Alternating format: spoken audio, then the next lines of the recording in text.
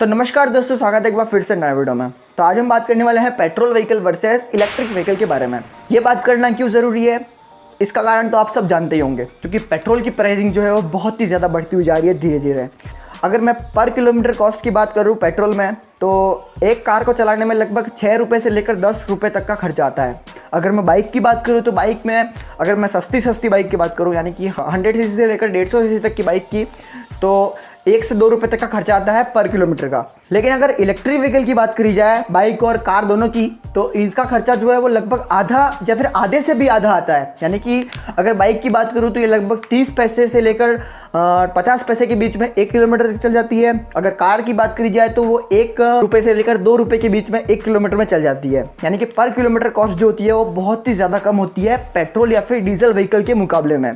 तो क्या ये गाड़ियाँ लेना अभी ज़्यादा फ़ायदे का सौदा है या नहीं है, तो मैं आपको यहाँ पर 4-5 पॉइंट में एक्सप्लेन कर दूंगा। तो चलिए वीडियो को शुरू करते हैं। तो सबसे पहला पॉइंट तो मैंने बता ही दिया कि पर किलोमीटर कॉस्ट जो होती है वो पेट्रोल व्हीकल की बहुत ही ज़्यादा होती है इलेक्ट्रिक व्हीकल के मुकाबले।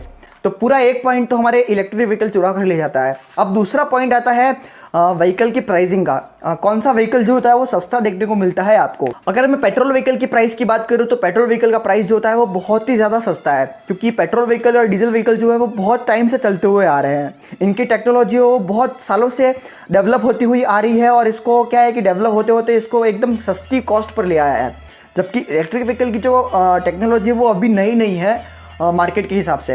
इसको करीबन 20-25 साल हुए होंगे मार्केट में आए। तो इसका क्या है कि अभी डेवलपिंग प्रोसेस है, तो इसकी प्राइसिंग जो है वो पेट्रोल और डीजल व्हीकल से तो थोड़ी ज़्यादा देखने को मिलती है। लेकिन क्या है कि अगर आने वाले समय की बात करूँ तो ये टेक्नोलॉजी जो है वो मतलब ईजी टू यूज़ होगी, और धीरे धीरे इसकी प्राइसिंग जो होगी वो पेट्रोल और डीजल व्हीकल के बराबर या फिर इससे कम होगी। तो अगर प्रेजेंट टाइम की बात करें तो हमारा इलेक्ट्रिक व्हीकल जो है वो बिल्कुल भी हार जाता है इस मामले में, तो और पेट्रोल और डीजल व्हीकल जो है वो जीत जाता है प्राइसिंग के मामले में। लेकिन अगर आने वाले टाइम की बात करूँ तो हमारा पेट्रोल व्हीकल तो बिल्कुल ही हार ही जाएगा, साथ ही में हमारा इलेक्ट्रिक व्हीकल जो है वो जीत जाएगा। तो अब हम बात करते हैं इनके सोर्स के बारे में। इनका सोर्स कहाँ पर है, कौन सा कम मात्रा में अवेलेबल है और कौन सा ज़्यादा मात्रा में अवेलेबल है। तो अगर पेट्रोल की बात करूँ तो पेट्रोल जो है वो एकदम लिमिटेड मात्रा में अवेलेबल है धरती के अंदर।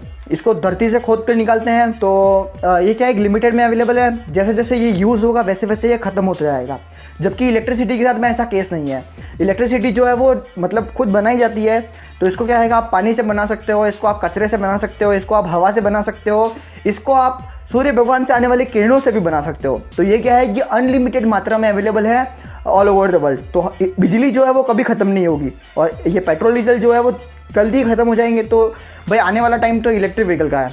तो सोर्स के मामले में भी हमारा इलेक्ट्रिक व्हीकल जो है वो बाजी मार लेता है, और आने वाला टाइम जो है वो इलेक्ट्रिक व्हीकल का होने वाला है। अब हम बात करते हैं इनके मेंटेनेंस के बारे में। कौन सी गाड़ियाँ कम खर्चा करवाती है और कौन सी गाड़ियाँ ज़्यादा खर्चा करवाती है। तो सबसे पहले बात करते हैं पेट्रोल गाड़ियों के बारे में। पेट्रोल गाड़ियाँ जो है वो 1 महीने के अंदर आप उसको सर्विस करवाते हो, तो उसकी सर्विस का कॉस्ट जो होता है वो लगभग 2000 से लेकर 5000 रुपये तक के बीच में होता है। अगर आप बाइक की बात करो तो 1000 रुपये या फिर 1500 रुपये तक आप गिन सकते हो। अगर मैं इलेक्ट्रिक व्हीकल के खर्चे का बात करूँ तो अगर 1 महीने के अंदर आप उसको सर्विस करवाते हो तो आपको ज़्यादा खर्चा नहीं करना पड़ता, क्योंकि इसमें क्या है कि इंजन ऑयल वगैरह जैसी प्रॉब्लम नहीं आती है। तो आपका जो पेट्रोल व्हीकल का खर्चा आ रहा है उसका आप आधा मान सकते हो, यानी कि 5000 रुपये तक का अगर पेट्रोल व्हीकल का खर्चा आ रहा है तो आप इसका 2500 तक मान सकते हो। तो यानी कि सीधे पॉइंट की बात करो तो आपका इलेक्ट्रिक व्हीकल का मेंटेनेंस जो होता है वो पेट्रोल व्हीकल से 50% तक कम होता है। ये चीज़ मान सकते हो कि हाँ भाई पेट्रोल व्हीकल का खर्चा ज़्यादा आता है इलेक्ट्रिक व्हीकल के मुकाबले। लेकिन अगर लॉन्ग टर्म की बात करो तो लॉन्ग टर्म में इलेक्ट्रिक व्हीकल का खर्चा ज़्यादा आ सकता है। और वो कैसे, क्योंकि इलेक्ट्रिक व्हीकल की जो बैटरी है अगर वो एक बार ख़राब हो गई तो उसको रिप्लेस करवाने में आपको लगभग आधी से भी ज़्यादा कॉस्ट लग सकती है पूरे व्हीकल की। तो हाँ भाई लॉन्ग टर्म में मेंटेनेंस के मामले में इलेक्ट्रिक व्हीकल जो है वो आपको ज़्यादा खर्चा करवा सकते हैं। तो मेंटेनेंस के मामले में हमारा पॉइंट जो है वो पेट्रोल व्हीकल की तरफ जाता है। लेकिन ये आज के टाइम के हिसाब से बात कर रहा हूँ। अगर मैं इन फ्यूचर की बात करूँ तो ये टेक्नोलॉजी सस्ती होगी और आपको ये प्राइस जो है वो कम देखने को मिल सकती है। तो इस मामले में मैं न्यूट्रल रहूँगा, किसको भी ज़्यादा पॉइंट नहीं दूंगा, किसी को कम नहीं दूंगा। लेकिन अगर मैं प्रेजेंट की बात करूँ तो प्रेजेंट में हमारा मेंटेनेंस के मामले में पेट्रोल व्हीकल जीत जाता है। अब हम बात करते हैं रेंज और रीफ्यूल और रिचार्ज के बारे में। रेंज का मतलब ये है कि आप एक बार चार्ज करने पर कितने किलोमीटर चल सकते हो और कितना किलोमीटर नहीं चल सकते हो उस हिसाब से। तो एक बार अगर आप किसी भी गाड़ी को चार्ज करते हो तो मैक्सिमम अगर महंगी से महंगी गाड़ी की बात करो तो इलेक्ट्रिक व्हीकल जो है वो 700 से 800 किलोमीटर तक की रेंज दे देता है। लेकिन अगर पेट्रोल व्हीकल की बात करो तो रेंज तो वो ठीक ठाक से दे देते हैं, टैंक के हिसाब से बात है। लेकिन अगर उसको रिफ्यूल करने की बात आए तो पेट्रोल व्हीकल जो है उसको रिफ्यूल करना बहुत ही आसान है। पेट्रोल पंप पर जाओ और 10 से 15 मिनट में आपकी गाड़ी जो है वो फुल टैंक होकर आपको मिल जाएगी। लेकिन अगर आप किसी चार्जिंग स्टेशन पर जाते हो अपना इलेक्ट्रिक व्हीकल लेकर तो उसको चार्ज करने में लगभग 1 घंटा फास्ट चार्जर के साथ में लग सकता है मैक्सिमम। अगर आपकी गाड़ी का फास्ट चार्जर सपोर्ट नहीं है या फिर स्टेशन पर फास्ट चार्जिंग सपोर्ट नहीं करता है तो आपको 8 से 9 घंटे भी लग सकते हैं उसको एक बार चार्ज करने में। तो हाँ भाई, रेंज वगैरह के मामले में अभी इलेक्ट्रिक व्हीकल जो है वो पीछे रह जाते हैं, जबकि पेट्रोल व्हीकल जो है वो आगे रह जाते हैं इस मामले में। लेकिन आने वाले टाइम में इसमें भी सुधार होगा थोड़ा बहुत, तो ये पॉइंट भी हमारा पेट्रोल व्हीकल के पास में आ जाता है। लेकिन अगर इनके कॉस्ट के बारे में बात करी जाए तो कॉस्ट के मामले में तो इलेक्ट्रिक व्हीकल ही जीत जाते हैं। जैसा कि मैंने फर्स्ट में एक्सप्लेन करा था कि पेट्रोल की प्राइस जो होती है वो बहुत ज़्यादा होती है इलेक्ट्रिसिटी के मामले में।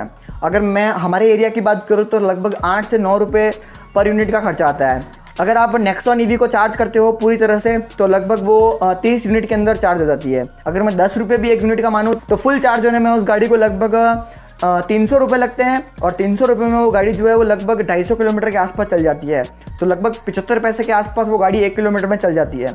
तो हाँ भाई, पैसों के मामले में तो हमारा इलेक्ट्रिक व्हीकल ही आगे है, क्योंकि कम पैसों में चार्ज हो जाता है, पर किलोमीटर कॉस्ट भी इसकी कम आती है। अब हम बात करते हैं कौन कम प्रदूषण फैलाता है। अब प्रदूषण के मामले में तो हमारा इलेक्ट्रिक व्हीकल ही जीत जाएगा, क्योंकि ये गाड़ियाँ जो होती है वो धुआं वगैरह जो होती है वो नहीं छोड़ती है, जबकि पेट्रोल और डीजल व्हीकल जो होते हैं वो धुआं बहुत ज़्यादा छोड़ते हैं। जैसे ही उसके अंदर फ्यूल बर्न होता है तो कार्बन डाइऑक्साइड निकलती है। कार्बन डाइऑक्साइड जो होती है वो हमारे एनवायरनमेंट को बहुत ज़्यादा नुकसान पहुँचाती है। तो एनवायरनमेंट फ्रेंडली के हिसाब से हमारा इलेक्ट्रिक व्हीकल जीत जाता है। तो अब बात करते हैं कंक्लूजन के बारे में, कौन से केस में आपको पेट्रोल व्हीकल लेना चाहिए और कौन से केस में आपको इलेक्ट्रिक व्हीकल लेना चाहिए। तो देखिए, इसमें कोई केस की बात तो नहीं है, मैं सिचुएशन के हिसाब से नहीं बता सकता।